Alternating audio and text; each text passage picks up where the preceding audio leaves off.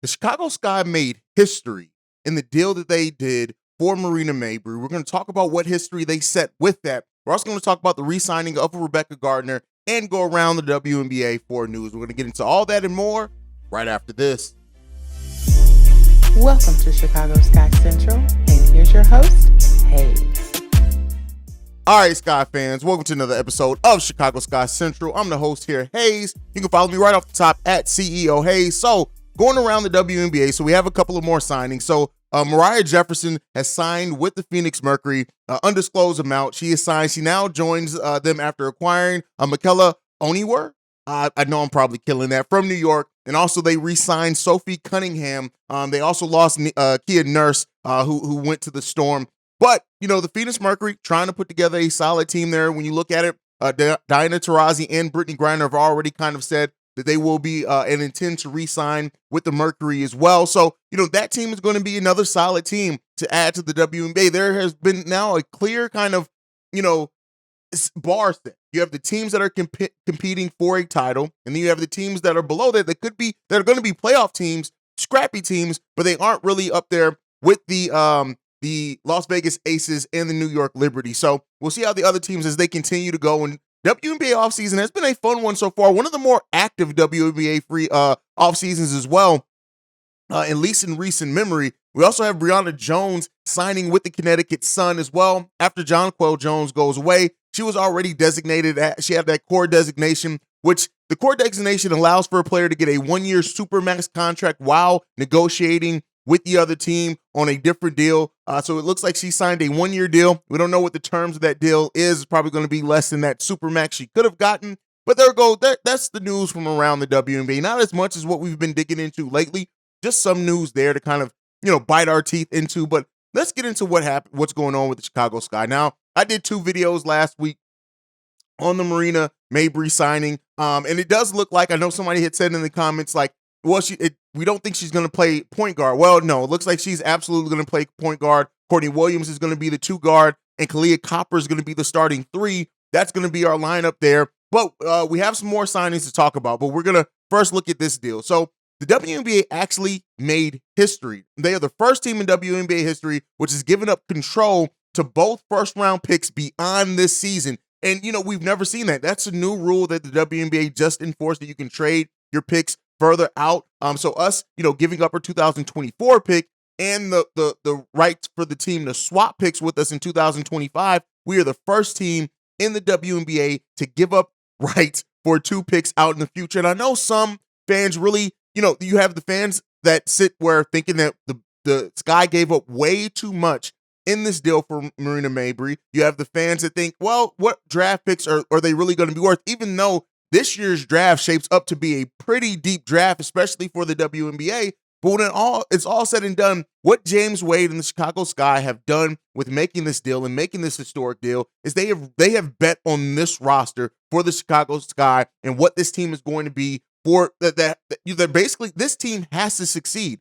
If this team does not succeed, if this version of the Chicago Sky that they have put together does not succeed and does not at least be a playoff team, if this team was to miss the playoffs, it's going to be one of the worst moves in Chicago Sky history and maybe WNBA history. And I don't say that lightly. That's not something that I'm using lightly as a term there. This could come to bite the Chicago Sky in the ass in trading for Marina Mabrey. Now, it could pay off. Again, she is a very solid player. She can score. She can pass. We're going to have a tough a set of players with just Courtney Williams, Marina Mabrey, and Kahleah Copper that are just going to be tough 2-way players that can get the job done. When you look at the addition of bringing Rebekah Gardner back, who we're going to talk about here in a second, she comes back. We got Elizabeth Williams coming in the building.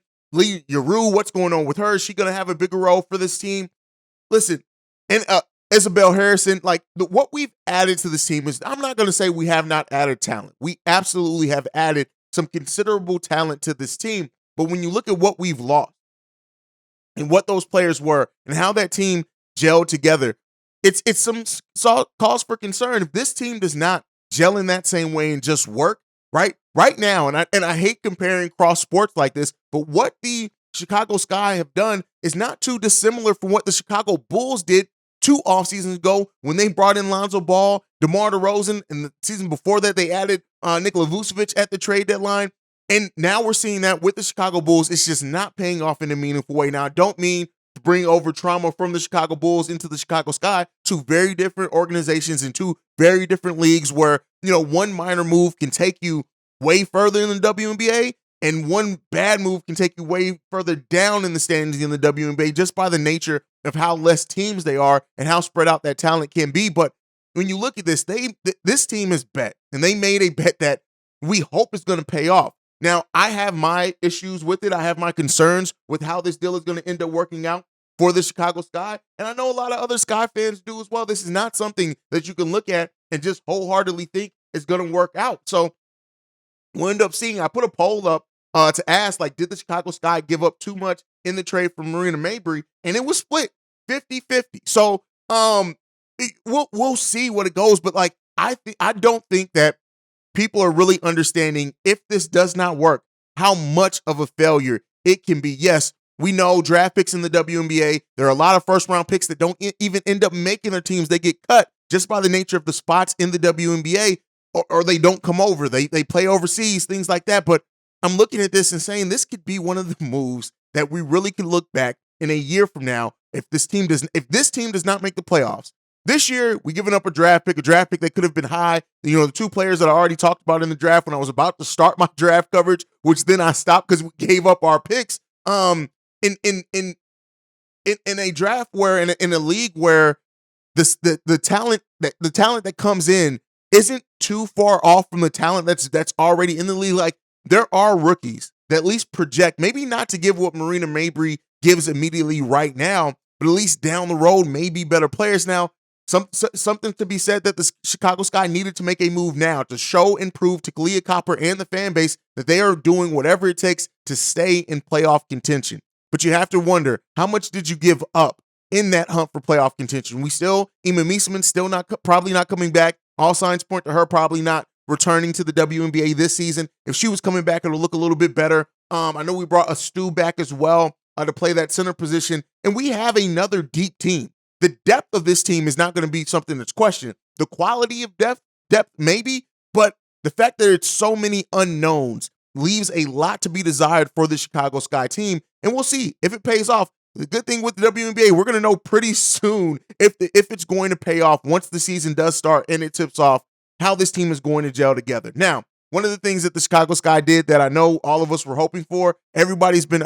asking, when is Beck going to come back? Well, Rebekah Gardner comes back. She was 2nd in steals on the team, 5th in scoring with 8.4 points per game, 5th in minutes played as a 31-year-old rookie at 21.7 minutes per game, and 8th in the league in field goal percentage with a 54% field goal percentage.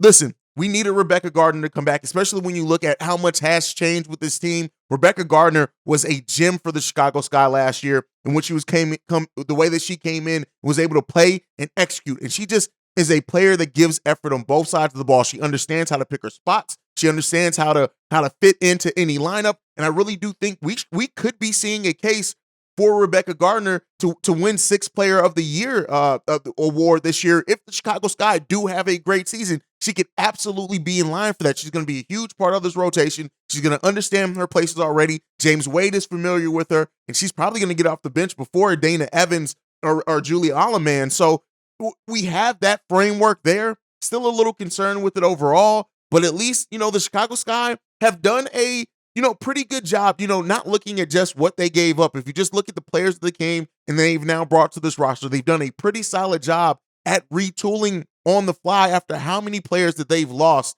in this offseason. So we'll see if it ends up paying off for the Chicago Sky. I know some like me have their concerns, have their issues, have their worries, but we'll know sooner rather than later. And make sure you guys are tuned in here as we're going to continue giving Sky coverage like no one else can. The episodes may not be super long, but we're going to keep giving them to you day after day. We've been trying to get 2 to 3 episodes a week out. And that's going to kick up as we get closer to the season. And once the season starts, you can expect post-game shows from me live after games, unless they're during the middle of the day. The WNBA is doing less of the random 1 p.m. games. So make sure to give you guys some post-game shows during that more times than not, especially if it's evenings. You guys are going to have your live post-game shows.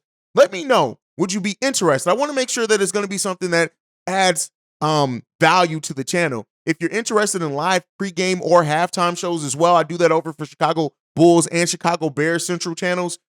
If you guys are interested in that, let me know that down below as well. But otherwise, make sure you stay in tune with us. Follow the show at Chicago Sky Pod on every social media platform. You can also send us any feedback, questions, comments, concerns, ChicagoSkyCentral@gmail.com. And then lastly, if you want to leave a text and or voicemail, the number to do so, 773-270-2799. We are the #1 spot for everything Chicago Sky related. We out, y'all. Peace. This has been a presentation of the Break Media.